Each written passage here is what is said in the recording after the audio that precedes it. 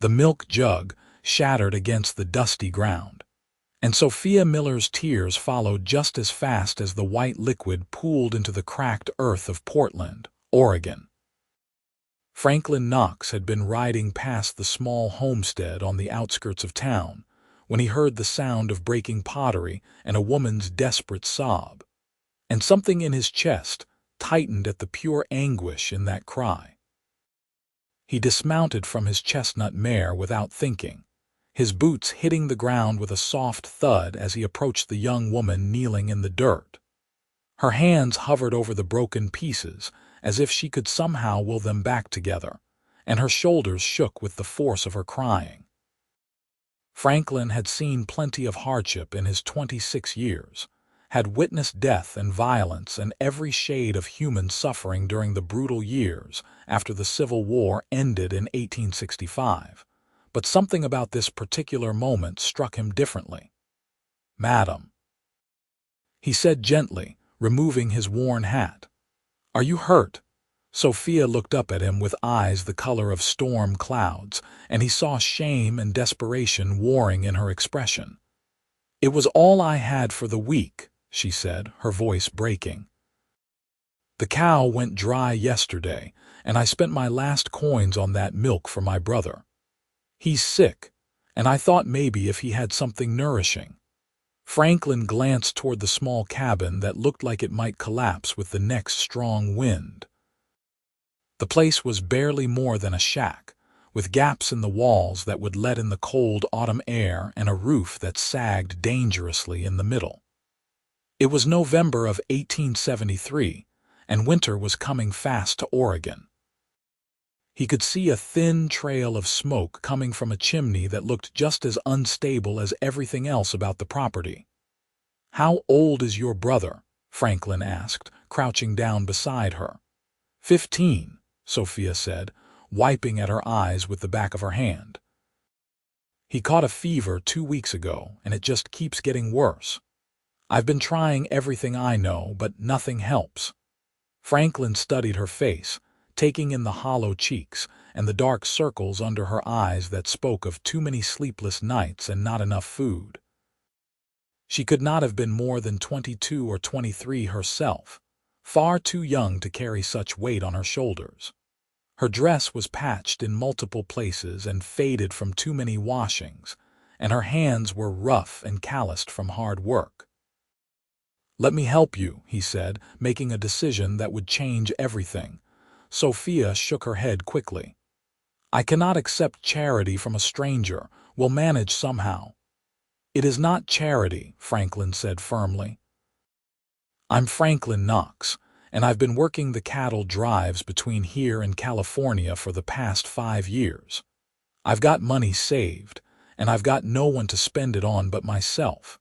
Let me at least get you some more milk and maybe fetch the doctor to look at your brother." "I cannot pay you back," Sophia said, her pride evident even through her exhaustion. "Did I ask you to?" Franklin stood and offered her his hand. "Come on now, let's get you inside and then I'll ride into town for supplies." Sophia hesitated for a long moment before placing her small, work-worn hand in his. The contact sent an unexpected jolt through Franklin's system, and he found himself reluctant to let go even after she was on her feet. She pulled away first, brushing dirt from her skirt with trembling hands. "I'm Sophia Miller," she said quietly, "and I thank you for your kindness, Mr. Knox, even though I do not deserve it." "Everyone deserves kindness," Franklin said, and he meant it. "Now let me meet this brother of yours." The inside of the cabin was even more depressing than the outside. There was barely any furniture, just a small table with 2 mismatched chairs, a cast-iron stove that had seen better days, and 2 narrow beds pushed against opposite walls. On one of those beds lay a boy with fever-bright eyes and sweat-soaked hair. He looked at Franklin with confusion and wariness. "Sophie," the boy rasped. "Who is that?" "This is Mr. Knox, Timothy," Sophia said gently, moving to her brother's side. "He's going to help us." Franklin approached the bed and placed his hand on the boy's forehead. The heat radiating from him was alarming. "How long has he been this bad?" "3 days now," Sophia admitted. "I've been putting cool cloths on his head, but the fever just won't break." Franklin had seen fevers like this before, and he knew that without proper medical attention, the boy might not make it through another week. "I'm riding to town right now," he said decisively. "I'll bring back Doc Patterson and whatever medicine he recommends, plus food and supplies." "Mr. Knox, I cannot let you do this," Sophia protested, but her voice lacked conviction. She was too tired and too scared to really fight him. "You can and you will," Franklin said, his tone brooking no argument. "I'll be back before nightfall." He left before she could protest further, swinging back up onto his mare and urging her into a gallop toward Portland. The town was only 3 miles away, but it felt like an eternity as he thought about that young woman and her dying brother living in such desperate conditions. He had always known that life was hard for many people, but seeing it up close like that had shaken something loose inside him. Portland in 1873 was a growing city, bustling with logging operations and shipping traffic on the Willamette River. Franklin navigated the muddy streets with practiced ease, heading straight for Doc Patterson's office. The doctor was a gruff man in his 50s who had seen every possible ailment that frontier life could throw at a person. "Franklin Knox," the doctor said when he walked in. "What brings you here?" "You look healthy enough." "It is not for me," Franklin explained quickly. "There's a boy out past the edge of town, burning up with fever. His sister has been trying to care for him, but she does not have the resources. Will you come?" Doc Patterson grabbed his medical bag without hesitation. "Let me get my horse. You can tell me more on the way." While the doctor prepared, Franklin went to the general store and bought enough supplies to last Sophia and Timothy at least a month. He got flour, sugar, coffee, beans, salt pork, dried fruit, and several jugs of fresh milk. He added blankets, lamp oil, and medicine for fever. The store owner, a man named Garrett, gave him a curious look as he tallied up the substantial bill. "That is quite a haul," Garrett observed. "You provisioning for a long journey." "Helping out some folks in need," Franklin said simply, paying in cash. He loaded everything onto a pack mule he rented from the livery stable, then met Doc Patterson at the edge of town. The ride back to the Miller cabin took longer with the mule in tow, but they made it just as the sun was starting to sink toward the horizon. Sophia's eyes widened when she saw them approaching, and she rushed out of the cabin. "You came back," she said, sounding genuinely surprised. "I said I would," Franklin replied, dismounting. "This is Doc Patterson. He is the best doctor in Portland." The doctor wasted no time getting to work, examining Timothy thoroughly while Sophia hovered anxiously nearby. Franklin began unloading the supplies, carrying them into the cabin and setting them on the small table. When Sophia realized how much he had brought, she turned to him with tears streaming down her face again. "This is too much," she whispered. "Mr. Knox, I can never repay you for all of this." "Stop talking about repayment," Franklin said gently. "Just focus on getting your brother well." Doc Patterson emerged from his examination looking grave. "The boy has pneumonia," he announced. "It is serious, but if we treat it aggressively, he has a good chance of pulling through. He needs to stay warm and dry, and he needs to eat nourishing food to build his strength. I'm going to leave some medicine that should help with the fever and the congestion in his lungs." He gave Sophia detailed instructions on how to administer the medicine and care for Timothy, then pulled Franklin aside. "That cabin is not fit for a sick boy," he said quietly. "The drafts alone could kill him.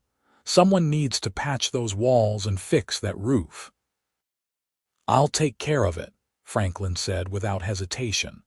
Doc Patterson studied him with shrewd eyes. "You have taken quite an interest in these people, Franklin. I've known you for 3 years, and I have never seen you go out of your way like this for anyone."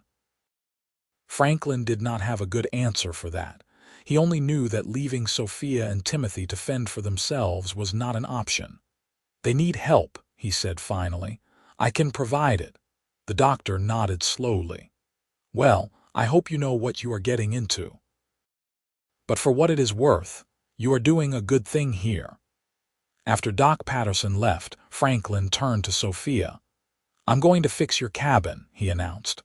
"Those gaps in the walls need to be sealed before winter really sets in, and that roof needs reinforcement." "Mr. Knox, you have already done too much," Sophia protested weakly. "Call me Franklin," he said. "And I have not done nearly enough yet. Now, when was the last time you ate a proper meal?" Sophia looked away, and that was answer enough. Franklin set about preparing food, using the supplies he had brought. He made a simple but hearty stew with salt pork, beans, and dried vegetables, along with fresh bread from the store. The smell of cooking food filled the small cabin, and he saw Sophia's hands tremble as she tried to feed some broth to Timothy. "Here," Franklin said, taking the bowl from her. "You sit down and eat something yourself. I'll take care of him." Sophia looked like she wanted to argue, but her exhaustion won out. She sank into one of the chairs and began eating with the desperation of someone who had not had a full meal in far too long. Franklin carefully spooned broth into Timothy's mouth, encouraging the boy to swallow. It was slow work, but eventually Timothy managed to keep down a decent amount. By the time night had fully fallen, Timothy's fever seemed slightly lower, and he had drifted into a more peaceful sleep than the restless tossing he had been doing earlier. Sophia sat at the table, her bowl empty, looking at Franklin with an expression he could not quite read. "Why are you doing this?" she asked quietly. "You do not know us. We are nothing to you." Franklin sat down across from her, considering his words carefully. "My mother died when I was 12, he said finally. "It was a fever, much like what your brother has. My father tried everything he could to save her, but we did not have money for a doctor or medicine. I watched her suffer for 2 weeks before she passed. I swore then that if I ever had the means to help someone in that situation, I would do it." Sophia's eyes filled with tears again. "I am so sorry for your loss." "It was a long time ago," Franklin said, "but I never forgot what it felt like to be helpless. I do not want you to feel that way." "I've felt helpless every day since our parents died," Sophia admitted. "They were killed in a stagecoach robbery 4 months ago. They were coming back from visiting our aunt in Sacramento, and bandits attacked the coach. Timothy and I were left with nothing but this cabin, which is not even worth the land it sits on. I have been trying to find work in town, but no one wants to hire a woman with no skills and a sick brother to care for." Franklin felt anger rise in his chest at the injustice of it all. "You have skills," he said firmly. "I can see that you are resourceful and determined. You have kept yourself and your brother alive in impossible circumstances. That takes more skill than most people will ever possess." "That is kind of you to say," Sophia said, but she did not sound convinced. "I mean it," Franklin insisted. "And I am going to make sure you both get through this. Starting tomorrow, I'm going to work on this cabin until it is weatherproof. Then we are going to figure out a way to get you a sustainable income." "You cannot just put your life on hold for us," Sophia protested. "My life is my own to do with as I please," Franklin said. "I finished my last cattle drive 2 weeks ago, and I was not planning to head out again until spring. I have nothing but time right now." Sophia studied him in the lamplight, and he wondered what she saw. He was not a particularly handsome man, with features that were too rough and a nose that had been broken twice in bar fights. His hands were scarred from years of hard work, and he had a perpetual squint from too much time in the sun. But he was honest and capable, and he hoped that counted for something. "Thank you," Sophia said finally, her voice thick with emotion. "I do not have the words to express how grateful I am." "You do not need words," Franklin said. "Just focus on taking care of your brother." He spent that night sleeping on the floor near the stove, insisting that Sophia take her own bed. He woke several times during the night when Timothy's coughing grew worse, and each time he saw Sophia up and tending to her brother with patient care. She gave him the medicine on schedule, bathed his face with cool water, and whispered soothing words when he grew agitated. Watching her care for Timothy with such devotion made something in Franklin's chest ache. He had spent so many years focused on surviving and making money that he had forgotten what it felt like to care deeply about another person. His own family had been small, just his parents and him, and after his mother died, his father had become a hard, bitter man who drank himself to death within 5 years. Franklin had been on his own since he was 17, making his way through the world with nothing but his determination and his willingness to work harder than anyone else. When morning came, Franklin assessed the damage to the cabin in full daylight. The list of repairs needed was extensive, but he had the skills and the determination to get it done. He rode back into Portland to purchase lumber, tar paper, nails, and tools. This time he ran into some of the men he had worked cattle drives with, and they asked questions about his sudden interest in home repair. "Helping out a widow and her sick brother," Franklin said, which was close enough to the truth. One of the men, a grizzled cowhand named Dutch, gave him a knowing look. "This widow pretty?" "That is not why I'm helping," Franklin said firmly, though he could not deny that Sophia's delicate features and expressive eyes had made an impression on him. "Sure, sure," Dutch said with a grin. "Well, if you need an extra set of hands, I got nothing better to do today." Franklin accepted the offer gratefully, and by mid-morning both men were hard at work on the Miller cabin. They started with the roof, replacing rotten boards and sealing everything with tar paper. Sophia brought them water and what food she could spare, apologizing for not being able to offer more. "This is plenty," Franklin assured her. "How is Timothy doing?" "The fever broke this morning," Sophia said, and the relief in her voice was palpable. "He is still very weak, but I think he turned a corner." "That is wonderful news," Franklin said, and he meant it with his whole heart. The work continued for 3 days, with Dutch helping when he could and Franklin putting in long hours from dawn until dusk. They patched every gap in the walls, reinforced the foundation, fixed the chimney so it drew properly, and even built a small porch to keep rain and snow from blowing directly against the door. By the time they were finished, the cabin looked like an entirely different structure. Sophia cried when she saw the completed work, and this time her tears were from gratitude rather than despair. "I cannot believe you did all this," she said, looking around in wonder. "It actually feels like a real home now." "You deserve a real home," Franklin said simply. Timothy was well enough by then to sit up in bed and take notice of what was happening around him. The boy looked at Franklin with hero worship clear in his young eyes. "You saved my life," Timothy said. "Sophie told me everything you did." "Your sister saved your life," Franklin corrected. "She is the one who never gave up on you." "You both saved me," Timothy insisted. "I am going to pay you back someday, Mr. Knox.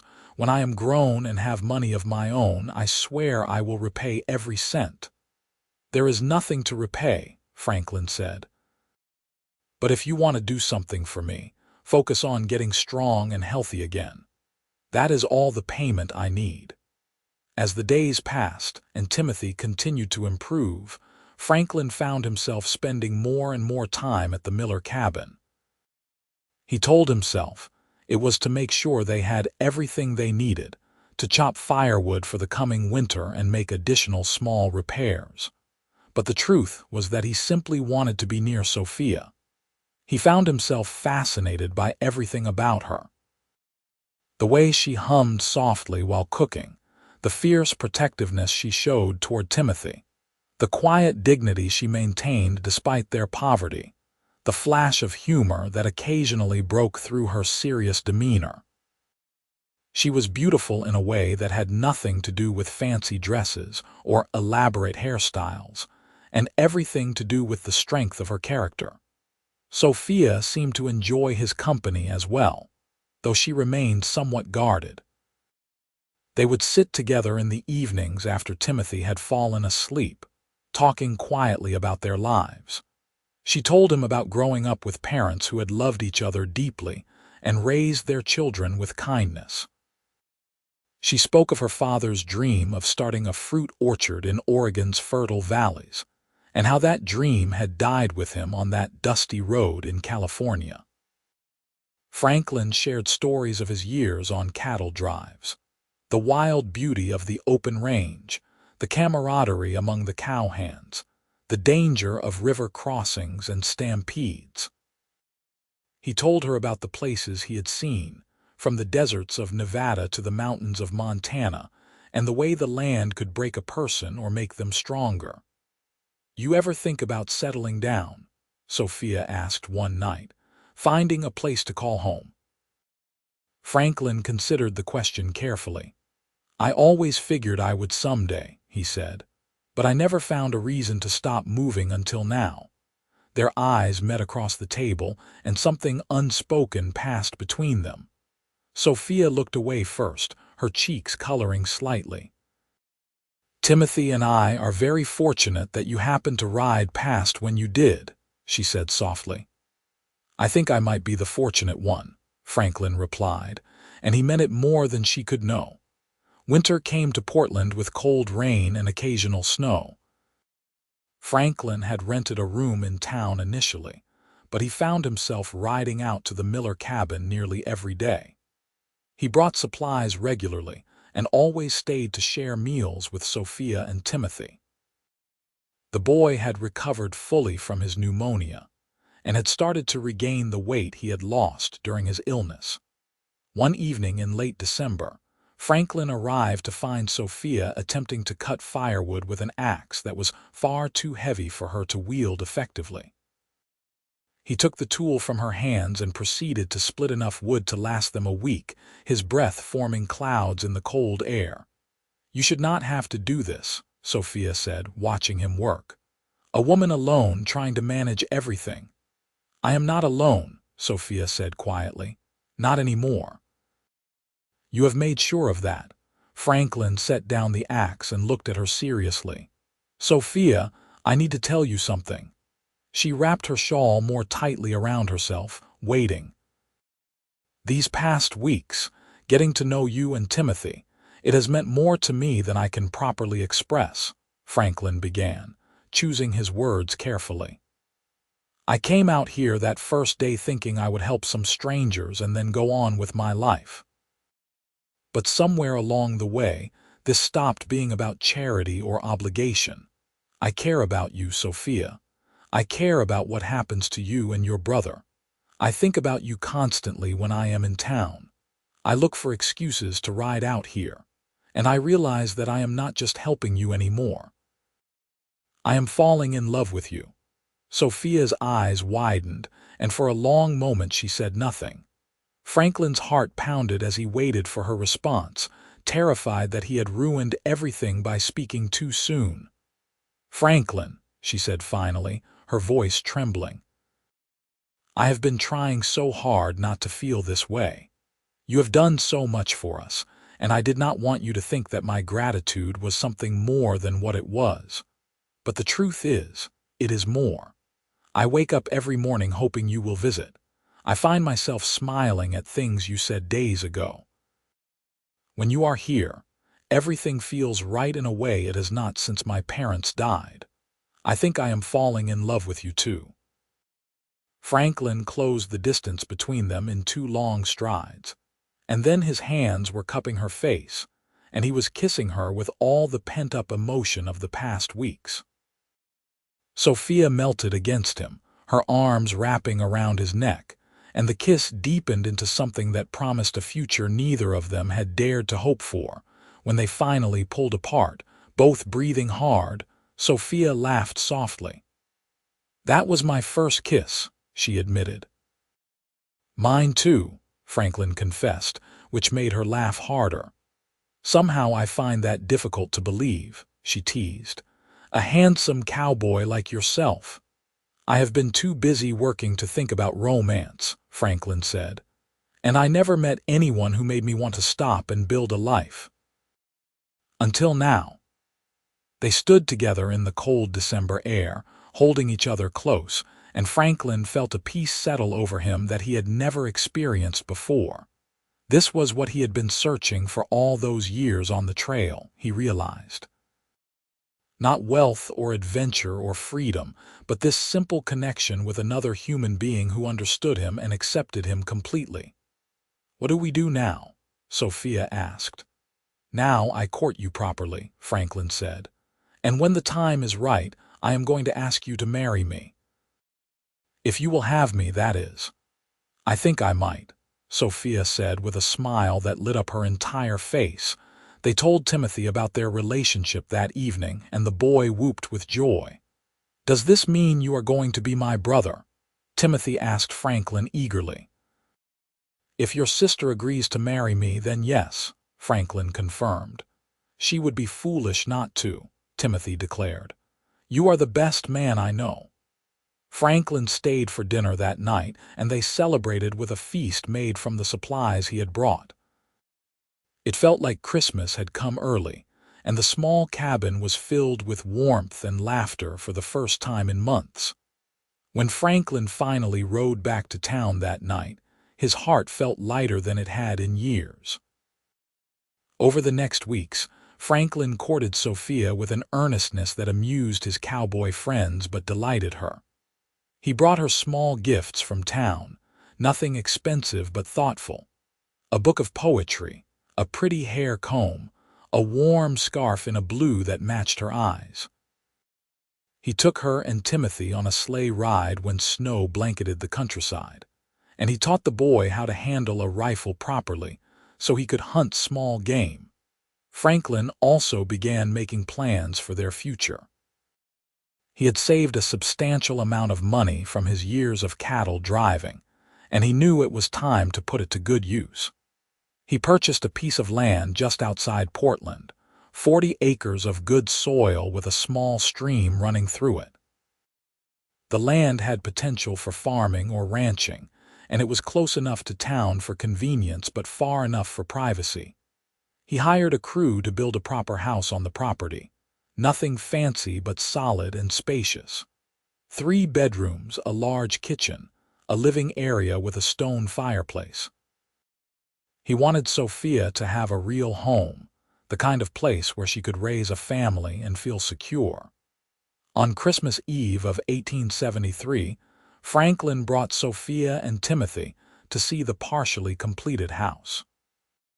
Sophia gasped when she saw the structure rising from the cleared land, her hands flying to her mouth.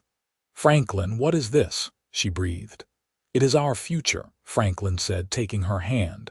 "If you will have it, if you will have me." He dropped to one knee right there in the snow, pulling out a simple gold band that he had commissioned from the jeweler in town. "Sophia Miller, you are the strongest, kindest, most beautiful woman I have ever known. You have shown me what it means to truly care about someone, to build something lasting. I want to spend the rest of my life making you happy and giving you the security you deserve. Will you marry me?" Tears streamed down Sophia's face as she nodded vigorously. "Yes," she said, her voice choked with emotion. "Yes, Franklin, I will marry you." He slipped the ring onto her finger and stood to kiss her, dimly aware of Timothy cheering and jumping around them like an excited puppy. When they finally broke apart, Franklin grinned at the boy. "I guess that makes me your brother now." "Best Christmas present ever," Timothy declared, hugging them both. They were married in February of 1874 in a simple ceremony at the small church in Portland. Sophia wore a modest but pretty dress that Franklin had purchased for her, and she carried wildflowers that would not bloom naturally for months, but that the florist had somehow procured. Timothy stood up as Franklin's best man, still young but trying hard to project maturity for the occasion. A few of Franklin's cowboy friends attended, along with Doc Patterson and some of the townspeople who had come to know the couple. When Franklin kissed his bride for the first time as husband and wife, he felt like the luckiest man alive. Sophia looked at him with such love and trust that it nearly overwhelmed him. He vowed silently to spend every day proving himself worthy of that trust. They moved into the completed house the day after the wedding, and Sophia walked through each room with wonder, touching the walls and furniture as if she could not quite believe it was real. "We have our own home," she kept saying. "A real home." "We do," Franklin confirmed, pulling her close. "And we are going to fill it with love and laughter and eventually children, if we are blessed." Timothy had his own room for the first time in his life, and the boy was ecstatic. He immediately began making plans to help Franklin with whatever work needed to be done on the property. Despite his youth, Timothy was hardworking and eager to learn, and Franklin enjoyed teaching him the skills he would need to make his way in the world. Franklin decided to invest in cattle ranching, using his knowledge from years of driving herds to build a small but profitable operation. He purchased 50 head of cattle to start and hired 2 cowhands to help manage them. The work was hard but satisfying, and for the first time in his life, Franklin felt like he was building something permanent. Sophia transformed their house into a true home. She sewed curtains for the windows, planted a garden in the spring, and filled the rooms with the smells of fresh baking and home-cooked meals. She also began taking in sewing work from women in town, both to contribute financially and to keep herself occupied when Franklin was out working the ranch. Their first year of marriage was blissful despite the hard work. They learned each other's rhythms and quirks, discovering new depths to their love as the months passed. Franklin loved waking up next to Sophia each morning, loved the way she hummed while working in the kitchen, loved how she would stop whatever she was doing to kiss him when he came in from the fields. Sophia loved Franklin's steady strength, his quiet humor, the gentleness he showed despite his rough exterior. She loved how patient he was with Timothy, treating the boy like a true brother rather than an obligation. She loved the way Franklin looked at her, like she was the most precious thing in his world. By the spring of 1875, Sophia discovered she was pregnant with their first child. Franklin was overjoyed, immediately becoming overprotective and insisting she rest more and work less. Sophia laughed at his fussing but secretly loved how much he cared.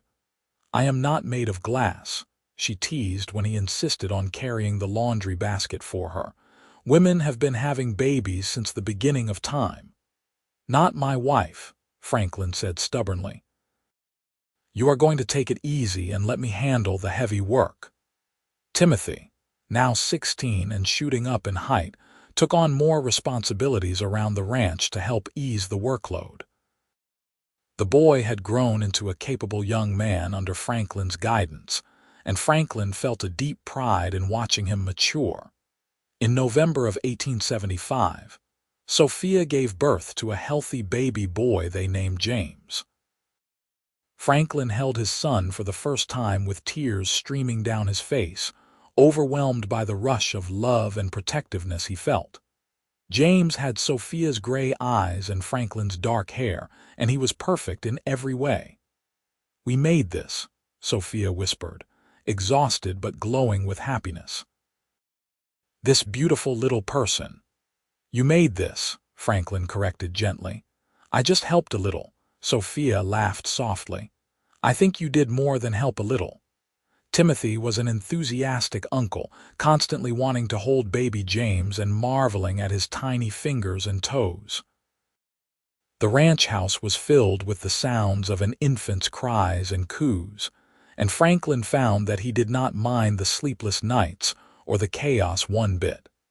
As James grew from infant to toddler, the ranch continued to prosper.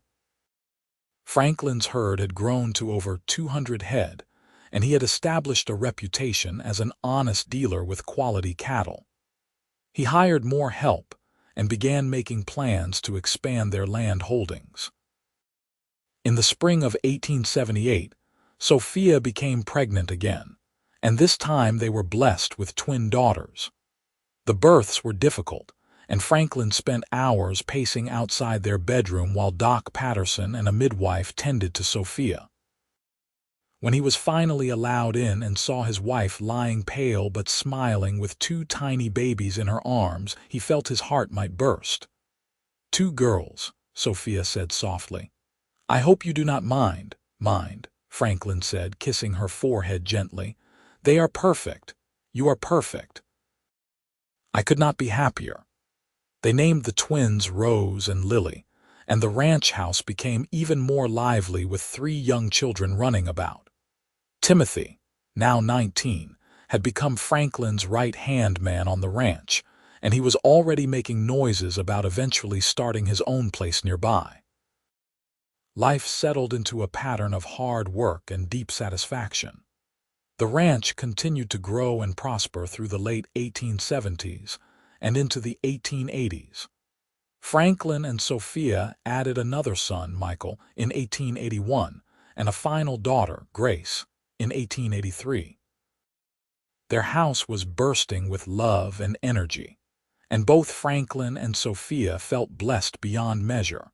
On quiet evenings when the children were finally asleep, Franklin and Sophia would sit together on the porch he had built, watching the sun set over their land. They would talk about the early days, marveling at how far they had come from that moment when he found her crying over spilled milk. "Do you ever think about what would have happened if you had ridden past that day?" Sophia asked one evening. "If you had not stopped to help?" Franklin pulled her closer, wrapping his arm around her shoulders. "I try not to think about it," he admitted. "It terrifies me to imagine a life without you and the children."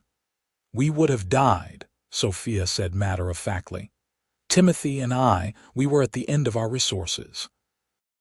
If you had not helped us, we would not have survived that winter." "But I did stop," Franklin said firmly. "And I would make the same choice 1,000 times over. You and Timothy and all our children are the best things that ever happened to me." "You saved us," Sophia said, tilting her face up to kiss him. "And then I fell in love with you." "I think it happened the other way around," Franklin said with a smile. "I fell in love with you the moment I saw you caring for Timothy with such devotion, even when you had nothing left to give. That is when I knew you were someone special." They kissed as the stars began appearing in the darkening sky, and Franklin felt a contentment so profound it was almost painful. This was what he had been searching for during all those years of wandering: a home, a family, a purpose beyond mere survival. Timothy married in 1884, choosing a sweet-natured girl from town named Emma. Franklin gifted him 50 acres of their land and helped him build his own house and start his own small herd. Watching Timothy become a man and establish his own family filled Franklin with fatherly pride. As the years passed, Franklin and Sophia grew older together, their love deepening with each season. They watched their children grow and thrive, saw James become interested in ranching like his father, saw Rose develop a talent for painting, saw Lily excel at mathematics, saw Michael show promise with horses, and saw Grace grow into a spirited young girl who reminded Franklin so much of her mother. The ranch became one of the most successful in the region, but Franklin never lost sight of what truly mattered. He made sure to spend quality time with each of his children, to tell Sophia he loved her every single day, to remember how fortunate they were to have found each other. In the summer of 1890, Franklin and Sophia celebrated their 16th wedding anniversary. Their children, ranging in age from 7 to 15, plus young James, who was now a strapping 14-year-old, organized a surprise party with help from Timothy and Emma. Friends and neighbors gathered at the ranch, and there was music and dancing and more food than anyone could eat. As Franklin danced with Sophia under the stars, he reflected on the incredible journey they had shared. From that desperate moment when she knelt crying in the dirt to this night of celebration and joy, they had built something remarkable together. "What are you thinking about?" Sophia asked, following his lead across the makeshift dance floor. "I am thinking about how lucky I am," Franklin said honestly. "How one decision to stop and help a stranger changed my entire life." "It changed both our lives," Sophia said. "You gave me hope when I had none left. You showed me that good people still existed in the world. You loved me when I had nothing to offer in return." "You had everything to offer," Franklin corrected. "Your strength, your spirit, your capacity to love, those are worth more than all the gold in California." They danced until the moon was high overhead, surrounded by their family and friends, and Franklin knew with absolute certainty that he would not change a single moment of their story together. Every hardship they had faced, every challenge they had overcome, had brought them to this perfect moment. As the celebration wound down and guests began heading home, Franklin gathered his entire family together. James stood tall beside him. The twins giggled quietly to each other. Michael held Grace's hand to keep her from running off, and Timothy stood with Emma and their infant son. Sophia stood at Franklin's side, her hand in his, and he looked at all of them with overwhelming love. "I want to say something," Franklin announced. 16 years ago, I was a man with no roots and no real purpose. I worked hard and saved money, but I did not understand what I was working toward. Then one day I heard someone crying, and I made the choice to stop and help. That choice led me to your mother," he said, looking at his children. "And she led me to all of you. Every good thing in my life came from that one decision to show kindness to a stranger, so I want you all to remember that. Remember that one act of compassion can change everything. Remember that people are always more important than money or success. Remember that family is what matters most." There were tears in many eyes as he finished speaking, and Sophia squeezed his hand tightly. The children gathered around them in a massive group hug, and Franklin felt his heart overflow with gratitude for the beautiful, chaotic, perfect life they had built together. Years continued to roll by with all the predictable joys and sorrows of life. There were more grandchildren as James and the twins eventually married and started families of their own. There were lean years when drought affected the cattle and good years when everything seemed to flourish. There were losses, including Doc Patterson, who passed away peacefully in 1895, and Timothy's wife Emma, who died in childbirth in 1896, leaving Timothy heartbroken but with another son to raise. Through it all, Franklin and Sophia remained each other's anchor and support. They grew gray together, their hands becoming more wrinkled and their steps a bit slower, but their love never diminished. If anything, it grew stronger with each passing year. On a warm evening in June of 1900, Franklin and Sophia sat on their porch watching their grandchildren play in the yard.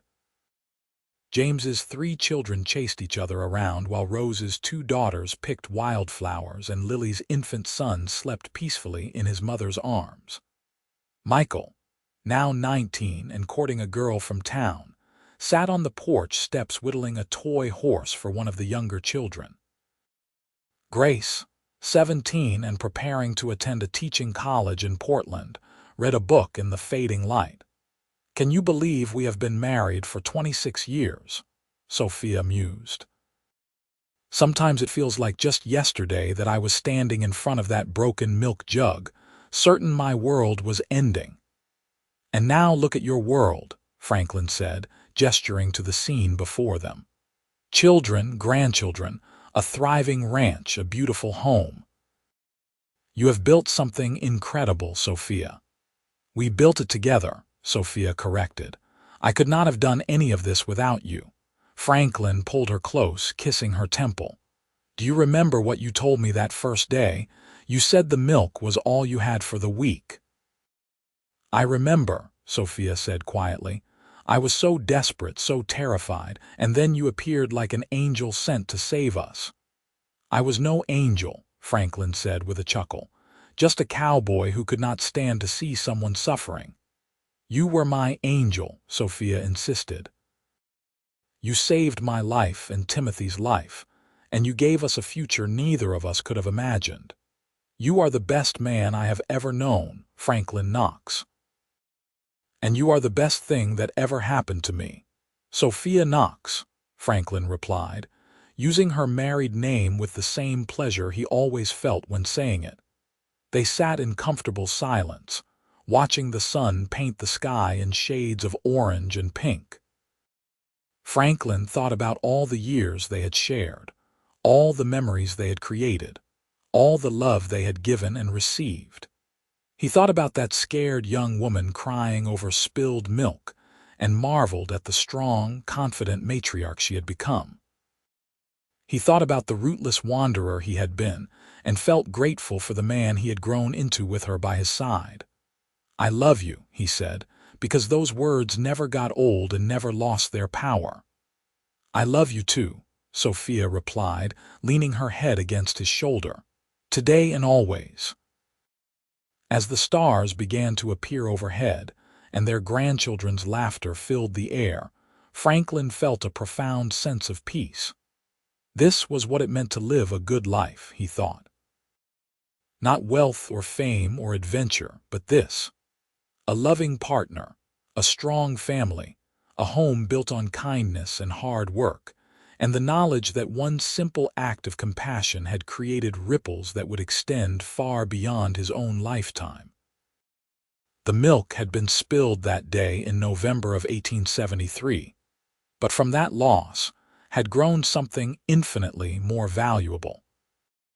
A love story that spanned decades, a family that would continue for generations, and a legacy of kindness that their children and grandchildren would carry forward into the future.